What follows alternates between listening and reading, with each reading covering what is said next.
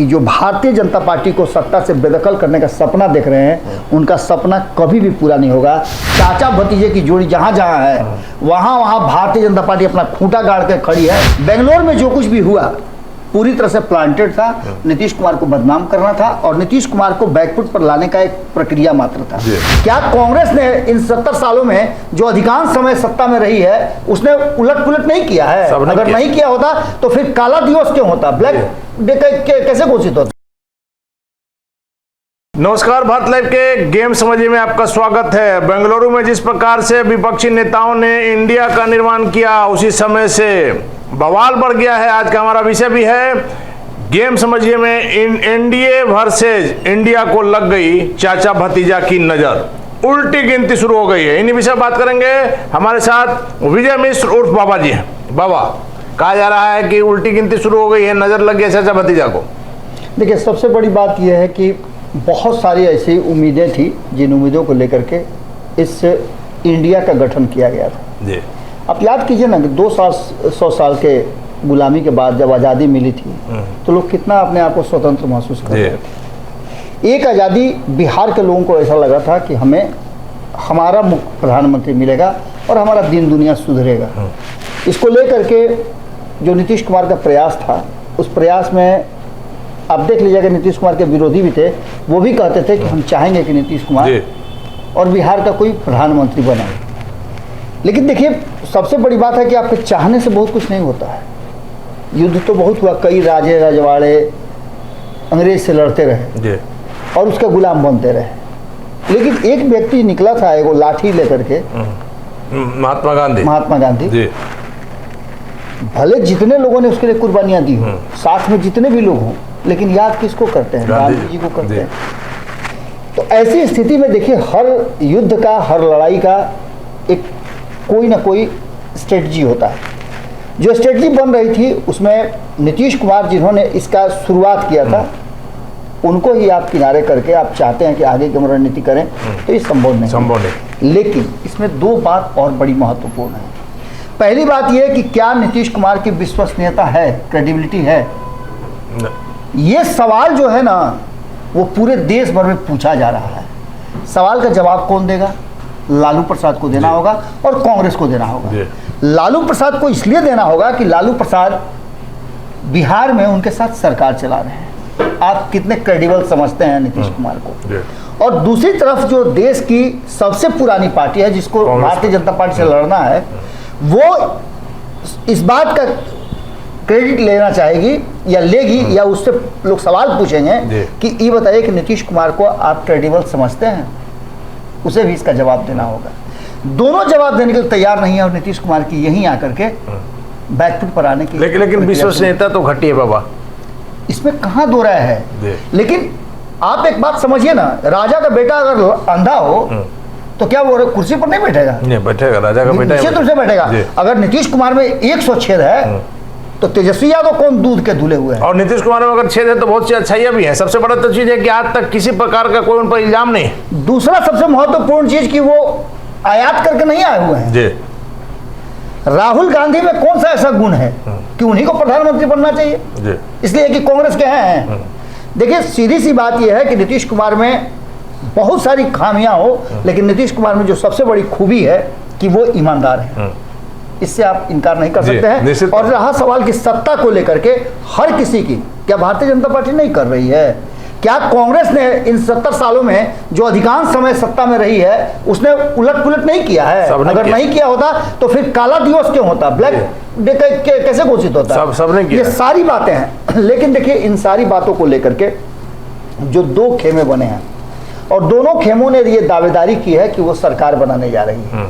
एक खेमा का कहना है कि इस बार 300 नहीं, इस बार 400 पार जी, बीजेपी का, एनडीए का वो दावा कर रही है। उसके दावे का क्या सच्चाई है हम बताते हैं, लेकिन उससे पहले आपको आना होगा कि आखिर नीतीश कुमार जिस गठबंधन को बनाना चाहते हैं, जिसमें अब तक 26 दलों के होने की सूचना हमें एक मंच पर आ भी गए हैं, तो इन 26 दलों का मकसद क्या है? क्या इंडिया को रूल करना है या फिर नरेंद्र मोदी को हटाना है? हटाना ही है, जहां तक अभी तक जो तस्वीर सामने आई है, जो लग रहा है। यही दो आइडियोलॉजी है जिसको लेकर के नीतीश कुमार की टीम थोड़ा पीछे है। और नीतीश कुमार को अगर नहीं दिया जाता है कमान, तो ऐसी स्थिति में नीतीश कुमार का समझिए कि प्रतिष्ठा बच जाएगा जी। बेंगलोर में जो कुछ भी हुआ पूरी तरह से प्लांटेड था, नीतीश कुमार को बदनाम करना था और नीतीश कुमार को बैकफुट पर लाने का एक प्रक्रिया मात्र था जी। आप एक याद कीजिएगा अनिल जी, बहुत इस बात की चर्चा हुई थी, विपक्ष ने किया था जब यहाँ अमेरिका के प्रेसिडेंट आए थे, उनके आने के ठीक पहले बड़े बड़े बैनर लगा दिए गए थे, लोगों को तोप दिया गया था, जो स्लम बस्ती था उसको ढक दिया गया था। इसका मतलब क्या था? इसका मतलब था कि आप वो चीजें जो कमियां हैं उसको छुपा रहे थे, उसको दिखाना नहीं। और नीतीश कुमार की कमियों को आप उजागर कर रहे हैं, जबकि उन्होंने कोई व्यक्तिगत लाभ के लिए नहीं किया है। यदि भाई भाई में बंटवारा हो रहा हो और कोई किसी का हिस्सा मार ले तो वो गलती है, लेकिन भाई को अधिक हिस्सा देने के लिए अगर कोई बेईमानी कर रहा है तो उसको बेईमानी नहीं करते। नीतीश कुमार ने ये हमेशा किया है कि बिहार के लोगों को सर्वोपरि रखने के लिए उन्होंने कभी किसी के साथ समझौता किया है। तो सिर्फ नीतीश कुमार ही दोषी क्यों है? दोषी तो वो भी है जो संविदा में साथ आया। लेकिन इन सारी बातों को लेकर के अब जो चर्चा करने हम आए हैं, जो आज की हमारी चर्चा है वो ये है कि जहां एक तरफ एनडीए को लेकर के ये चर्चा हो रही है कि हम 400 सीट पार करेंगे, वहीं चाचा भतीजा ने तो भंडोल कर दिया खेल। आप कह सकते हैं कि बहुत छोटा सा पार्ट है, लेकिन अगर गिरहरी अपने बदन में पानी लगा करके, पानी में डुबकी लगा करके और रेत पर लौट करके अगर नहीं जाकर के राम सेतु पर अपना छिड़कती बालू, तो वो गैप था कौन भरता? इसलिए हर किसी की अपनी उपयोगिता है। निश्चित तौर पर आप पशुपति कुमार पारस को सिर्फ एक पार्टी समझ सकते हैं, आप चिराग पासवान को सिर्फ एक व्यक्ति समझ सकते हैं जिसके पास मात्र एक सांसद है। लेकिन इन दोनों की कंबाइंड भी या अलग अलग करके भी आप रखते हैं, आपके घर से कुछ नहीं होगा। आपके घर में कोई नौकर आप काम करता हो और वो नौकर आपके बगल वाले के घर में जाकर के काम करना शुरू कर दे, तो आपके लिए दिक्कत हो जाएगी। आपकी प्रतिष्ठा लोग पूछते पूछते आपका बुखार छुड़ा देंगे। क्यों आपको छोड़ गया आपके यहाँ से कैसे जी? इन बातों को लेकर के एकमात्र जीतन राम मांझी गए तो जवाब नहीं जुट रहा है लोगों के पास। जीतन राम मांझी को बोले, आज 2 दिन पहले नीतीश कुमार जी के मुंह से निकल गया, 2-3 बात नीतीश कुमार जी के मुंह से निकलते रहता है, अरे उम्र भी तो हो गया, बहुत कुछ देखे हैं, बहुत लोग बनाए हैं। तो जो बाप बेटे को पढ़ा लिखा करके बड़ा अफसर बनाता है तो उसके लिए तो बेटे रहता है। जी निश्चित तौर पर कभी भी डांट सकता है, कभी भी बोल सकता है, किसी के सामने भी बोल सकता है। जी दुनिया के लिए बड़ा अफसर है, लेकिन बाप के लिए तो है। बिल्कुल। जीतन राम मांझी जो है, उनको पूर्णिया की रैली में नीतीश कुमार जी ने मंचे पर कह दिया कि अरे ये वो लोग सबके फेरा में रहते हैं, जो दिए सो हम ही नहीं दिए हैं। दिए भी हैं, इसमें कोई दो राय नहीं था। उन्होंने वही बात कही जो उन्होंने किया है। लेकिन अब जो उन्होंने बात कही है कि वो सब पहले ही चल गया, अच्छा हुआ है, और नहीं तो मीटिंगवा में आने के लिए जान देता था, अब मीटिंगवा में आके जाके बोल देता था। इस बात का इल्जाम तो उन्होंने लगाया, लेकिन इसको पलटवार जो जीतन राम मांझी ने किया, ये बहुत बड़ा पलटवार है। जीतन राम मांझी ने कहा कि यदि हम अपनी पार्टी का विलय कर लेते तो हम स्पाई नहीं रहते जी, और नहीं किए तो स्पाई नहीं किए तो हम स्पाई हो गए। खैर ये तो राजनीतिक लोगों की बातें हैं, लेकिन चाचा भतीजा की हम बात कर रहे थे, और चाचा भतीजा में सबसे पहले तो नीतीश कुमार और तेजस्वी यादव के बीच में जो संबंधों की दीवार खड़ी हुई है, वो दीवार और बड़ी होती जा रही है। इस बात से चाहे जितना भी आप सफाई दे लीजिए, लेकिन अगर ऐसा नहीं है तो नीतीश कुमार और तेजस्वी यादव को आकर के अगर बिहार हित में, सरकार के हित में एक गुड संदेश देना चाहते हैं, तो आप दोनों को चाहिए था एक प्रेस वार्ता करते और कहते कि हम लोग के बीच में कोई अलग अलग तो बोल रहे हैं, लेकिन दोनों अलग अलग बोल रहे हैं। और सबसे बड़ी बात कि सरकारी काम में गोतिहारों निभाया जा रहा है। नीतीश कुमार रहेंगे तो तेजस्वी यादव नहीं जाएंगे, तेजस्वी यादव रहेंगे तो नीतीश कुमार नहीं जाएंगे। ये क्या है? आपका ये बपौती है क्या? लोकतंत्र किसी की बपौती नहीं है। ये तो दर्शा रहा है कि दोनों में बहुत ज्यादा मनमुटाव। बिल्कुल, लोकतंत्र सबसे बड़ी बात है नहीं कि लोकतंत्र किसी की बपौती नहीं है, और सत्ता का हस्तांतरण यहाँ नहीं कर सकते हैं। अगर नीतीश कुमार कहते हैं कि मेरे बात तो इन्हीं को देखना है, ये एक अलग बात हो सकती है, लेकिन ये अगर कोई कहता है कि नीतीश कुमार तेजस्वी यादव को मुख्यमंत्री बनाएंगे, तो आप फ्रॉड कर रहे हैं लोकतंत्र से, क्योंकि आपको यह अधिकार नहीं है। आपने कई फ्रॉड किए हैं। आप चुनाव लड़ते हैं भाजपा के साथ, चले आते हैं महागठबंधन में, चुनाव लड़ते हैं महागठबंधन चले जाते हैं, आप लोगों के साथ फ्रॉड कर रहे हैं। लेकिन ये फ्रॉड इसलिए मान्य है कि फिर वही कहानी आ जाती है कि आप हित के लिए अगर फ्रॉड कर रहे हैं तो वो फ्रॉड नहीं होता है। लेकिन अब जो स्थिति बनी है कि कहीं ना कहीं इंडिया जो गठबंधन बना है, इसमें सवाल के घेरे में नीतीश कुमार और तेजस्वी यादव है, और इन्हीं के कंधे पर ये पूरा का पूरा रचा गया था। अगर ये दोनों आपस में समझौता नहीं कर पाते हैं तो निश्चित रूप से ये मान के चलिए आप कि 40 सीटों का जो तिलस्म है, 40 सीटों का जो चमत्कार है, ये चमत्कार खत्म हो जाएगा। और आपको तो पता है, आप ही ने कल इंटरव्यू लिया था जी। एक और पार्टी जो है खड़ा हो रही है बहुत मजबूती के साथ, जो गैर भाजपा और गैर इंडिया होगी जी। वो पूरा कमर कस चुकी है।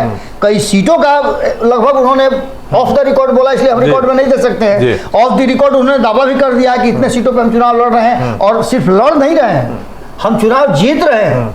और उनके दावे में सच्चाई है, क्योंकि पिछला अगर रिकॉर्ड देखिए तो 100% उन्होंने रिजल्ट दिया।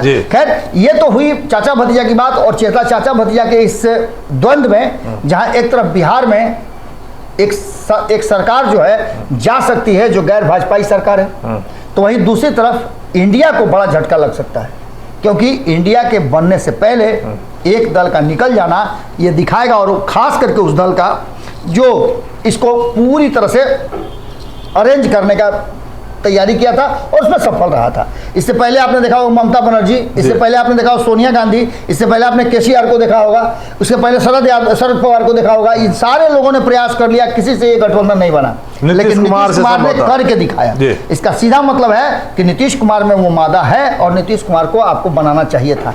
अब इस 40 सीटों का तिलस्म तो हम आपको बता दिए कि अगर ये एक साथ नहीं रहते हैं, चाचा भतीजा की जोड़ी नहीं रहती है, तो आप समझ लीजिए कि भारतीय जनता पार्टी को सीधा गोल मिल जाएगा और धक्का-धक गोल मारने लगेगा। और यही नहीं, जो बोरो खिलाड़ी है ना, वो तो फॉरवर्ड में जाके खड़ा रहेगा और वो धक्का-धक गोल मार लेगा, तो हो सकता है कि वही ज्यादा गोल मार ले। दूसरी तरफ आप, मैंने खबर किया था जिसमें मैंने 162 सीटों की बात कही थी कि नीतीश कुमार का मकसद सबसे पहला जो है वो 162 सीटों में 50% सीट लेने का है। तो दूसरा जो नंबर आता है वो आता है उत्तर प्रदेश, जो देश का सबसे बड़ा राज्य है। उत्तर प्रदेश में 80 सीटें हैं, और वहां भी चाचा भतीजा की जोड़ी जो है वो अगर एक दूसरे पर आरोप प्रत्यारोप का काम करती है, जिसका खामियाजा उनको भोगना पड़ा है 2014 में भी, शिवपाल सिंह यादव और अखिलेश यादव की बात कर रहे हैं, 2014 में भी, 2019 में भी, 2014 में भी वो टाइफिस हो गए, और 2000। तो बाबा इस बार भी संभव नहीं लग रहा है कि चाचा भतीजा में बिल्कुल आप सही बात कर रहे हैं कि जो इंडिया गठबंधन बन रहा है, उस इंडिया गठबंधन में उत्तर प्रदेश की कई पार्टियां नहीं है। कई लोग दूसरे खेमे में एनडीए में चल गए इंतजार करते करते कि हमको नहीं पूछ रहा है। तो ऐसी स्थिति में उत्तर प्रदेश भी 80 सीटों की जो लड़ाई होगी, जो नीतीश कुमार ने फॉर्मूला बनाया था कि 80 में से कम 40 सीटों को अपने पाले में लाना और भारतीय जनता पार्टी को रोकना सत्ता में जाने से, ये भी शिवपाल यादव और अखिलेश यादव के द्वंद्व में बिखर सकता है, हो जाएगा। वहीं आपको सबसे बड़ी जो सेकंड लार्जेस्ट मतलब संख्या वाली जो राज्य है महाराष्ट्र, जिसमें 48 सीटें हैं, यहां भी चाचा भतीजा वाला गेम बड़ा जबरदस्त चल रहा है। कभी चाचा भतीजा ऐसे हो जाते हैं कि उधर चले जाते हैं, कभी चाचा भतीजा इधर चले जाते हैं। अब भतीजा तो ऐसा मैंने खेल कर रहा है कि जब चुनाव हुआ, जैसे ही शिवसेना से संबंध टूटा, भारतीय जनता पार्टी के साथ जाकर के सरकार बनाए, भले ही 24 घंटा में बना ही लिए। अब फिर देख लीजिए कि इधर आप इंडिया बना रहे हैं और उधर इंडिया में जा करके आपके इंडिया को ध्वस्त कर रहे हैं, और नहीं तो जा करके आपको समझा भी रहे हैं कि ये चाचा क्या कर रहे हैं, चलिए उधरे ना, राज्यपाल बनवा देते हैं, आप फेरा में पड़े हुए हैं। और चाचा कभी भी मन डोल सकता है। तो ऐसी स्थिति में आपके इंडिया को एक और झटका लग सकता है। महाराष्ट्र में इस बार जहां जहां देखिए, जहां जहां चुनाव हो रहा है वहां भंडोल हो रहा है जी। जहां जहां लोग बैठ रहे हैं वहां भंडोल हो रहा है, जहां जहां लोग की मीटिंग हो रही है वहां भंडोल हो रहा है। यहाँ जो बिहार में मीटिंग हुई तो अरविंद केजरीवाल और ममता बनर्जी भंडोल किए, वहां जो मीटिंग हुई बंगलोर में तो चाचा भतीजा भंडोल करके भाग गए। अब महाराष्ट्र में है तो देखना होगा कौन भंडोल करता है। हम तो चाहेंगे कि गठबंधन बने और एक मजबूत पक्ष और विपक्ष लड़े, जिससे कि जनता के पास विकल्प मिले, लेकिन ऐसा लगता नहीं है। महाराष्ट्र में भी जिस दमखम के साथ भारतीय जनता पार्टी ने, भले ही ये कहा जा रहा हो कि नहीं कुछ किए हम, लेकिन जिस तरह से शिवसेना को खंड खंड विखंडित कर दिया है, वो साफ दिखाई दे रहा है कि चाचा भतीजे की जोड़ी जहां जहां है वहां वहां भारतीय जनता पार्टी अपना खूंटा गाड़ के खड़ी है। चाहे इधर भी आ रहा है, चाहे वो बिहार में चाचा भतीजा की जोड़ी हो, आपको याद होगा कि चिराग पासवान और पशुपति कुमार पारस को अलग करना, आप नीतीश कुमार और तेजस्वी यादव को अलग करने में उसका साथ रहा, पहले भी प्रयोग कर चुके 2017 में, अब अभी प्रयोग चल ही रहा है। उसके बाद प्रयोग फिर से चल रहा है। अगला प्रयोग जो है चाचा भतीजा शिवपाल, और उसमें चल रहा था कि शिवपाल यादव मीठा मीठा बोलने लगे थे मोदी के बारे में, जिसके चलते भंडोल हुआ था। और महाराष्ट्र में तो साफ नजर आ रहा है कि चाचा भतीजा का खेल निश्चित रूप से गड़बड़ा गया है और समझाने बुझाने तक का बात नहीं, और बिहार में गड़बड़ाने की कगार पर पहुंच ही गया। बिल्कुल। अब ऐसी स्थिति में एक बात तो तय है कि ये दोनों गठबंधन जो हैं कहीं ना कहीं अपने अपने कुनबे को समेटने में अगर सफल नहीं होते हैं तो आप मान के चलिए कि जो भारतीय जनता पार्टी को सत्ता से बेदखल करने का सपना देख रहे हैं उनका सपना कभी भी पूरा नहीं होगा। तो वहीं अगर अपने कुनबे को और चाचा भतीजा की जोड़ी को समेटने में एनडीए सफल नहीं हुआ तो उसका भी सत्ता फिर से पाना, तीसरी बार नरेंद्र मोदी को प्रधानमंत्री बनाना कहीं ना कहीं अटक सकता है। लेकिन बाबा एक चीज तो है दोनों गठबंधन में जो अलग अलग जो बातें हैं कि उस एनडीए में सिर्फ और सिर्फ प्रधानमंत्री मोदी का चेहरा है जी, लेकिन जो इंडिया जो बनाया गया है इसमें ना कोई चेहरा है ना तालमेल नजर आ रहा। और आपने नीतीश कुमार का जो कहा तो नीतीश कुमार का सिर्फ बिहार में ही असर कैसे होगा बाबा, पूरे इंडिया में इसका असर होगा, क्योंकि नीतीश कुमार ही इसके संयोजक सहित अर्थ में देखा जाए, भले उनको बनाया नहीं गया है। तो अगर नीतीश कुमार ही छिटक लेते हैं तो इंडिया तो धराशायी हो जाएगा। आपने बहुत अच्छी बात कही अनिल जी। देखिए नरेंद्र मोदी के विरुद्ध अगर कोई चेहरा आज के डेट में है इस तो नीतीश कुमार है, तो वो एकमात्र नीतीश कुमार है। बाकी लोग अगर चेहरा बनते हैं तो वो एडहॉक बेसिस पर होंगे। अब ये कह सकते हैं कि नीतीश कुमार के पास है क्या 16 को सीट है, वो जीतेंगे कि नहीं जीतेंगे, बहुत सारी बात कर सकते हैं। तो नरेंद्र मोदी के पास क्या था, गुजरात के मुख्यमंत्री थे, गुजरात का मुख्यमंत्री भी विकट परिस्थितियों में उनको बनाया गया और आज वो देश के प्रधानमंत्री हैं। लोकतंत्र ऐसे ही चलता है और लोकतंत्र में इसी तरह से चीज़ों को रखा जाता है। दावे के साथ कहते हैं कि हम चाय बेचने वाले के बेटा हैं। नीतीश कुमार तो एक दवा बेचने वाले एक वैद्य के बेटा हैं और खुद इंजीनियरिंग किए हुए हैं। उन्होंने 18 साल 19 साल बिहार और देश की राजनीति में कम से कम 10 से 15 सालों का अनुभव, यानी कि 3 दशक के आसपास का उनका अनुभव रहा है। और ऐसे व्यक्ति को जो बेदाग छवि का रहा हो इन 3 दशकों में एक छींटा तक नहीं पड़ा। यही हम कहना चाह रहे हैं बाबा कि 3 दशक की राजनीति में सेंट्रल में मिनिस्टर रहे, लगातार 18 साल से मुख्यमंत्री रहे, लेकिन व्यक्तिगत तौर पर एक दाग नहीं है। बिल्कुल, यह बहुत बड़ी उपलब्धि है मुख्यमंत्री नीतीश कुमार के लिए। और क्यों नहीं यह प्रधानमंत्री बन सकते हैं? बिल्कुल एकदम बन सकते हैं। और ऐसी स्थिति में यही वो कारण है जहां आकर के भारतीय जनता पार्टी फंस जाती है। और अगर भारतीय जनता पार्टी इन चाचा भतीजा की जोड़ी को संभालने में सफल नहीं हुई, नीतीश कुमार संभालने में सफल नहीं हुए, तो खेल गड़बड़ा सकता है। धन्यवाद बाबा। तो निश्चित तौर पर आज का हमारा जो टॉपिक था चाचा और भतीजा, अगर चाचा भतीजा की लड़ाई को, चाचा भतीजा को बीजेपी अलग नहीं कर पाती है तो न सिर्फ बिहार, यूपी, महाराष्ट्र, हर जगह पर इसका खामियाजा भुगतना पड़ सकता है। लेकिन इतना तय है कि जिस प्रकार से मुख्यमंत्री नीतीश कुमार में, तेजस्वी यादव में तनातनी बढ़ी है, आगे के लिए अच्छा संकेत नहीं है। और एनडीए में जो 38 दलों की बात की जा रही है वो 38 दलों से ज्यादा मायने रखता है कि शुरू से यह बात देखी जा रही है कि प्रधानमंत्री मोदी के चेहरे पर चुनाव लड़ा जा रहा है। वैसे में अगर 2-4 दल आते हैं, 2-4 दल भाग जाते हैं, इससे कोई फर्क नहीं पड़ता है। लेकिन इंडिया में यदि मुख्यमंत्री नीतीश कुमार से अलग हट जाते हैं तो इसका खामियाजा पूरे देश स्तर पर इंडिया को भुगतना पड़ सकता है और बनने से पहले ही यह जो है यह धराशायी हो जाएगा। आगे क्या होगा देखना काफी महत्वपूर्ण होगा। फिलहाल भारत लाइव में हमें दीजिए इजाजत। नमस्कार। अगर ये वीडियो पसंद आई और वह बिहार के राजनीति और बिहारियत से सरोकार रखेनी तो सब्सक्राइब बटन दबा के चैनल के सब्सक्राइब कर ली। ओजे एगो घंटी बा, ओकरा बटन दबा देला से कुल सटीक और मारक खबर रुआ मुफ्त में मिल जाई। अगर रुआ पत्रकारिता के हमनी के नया प्रयोग में सहयोग कर चाहतानी तो ज्वाइन बटन दबा दी। पेटीएम नंबर नोट कर ली 9386816700। धन्यवाद।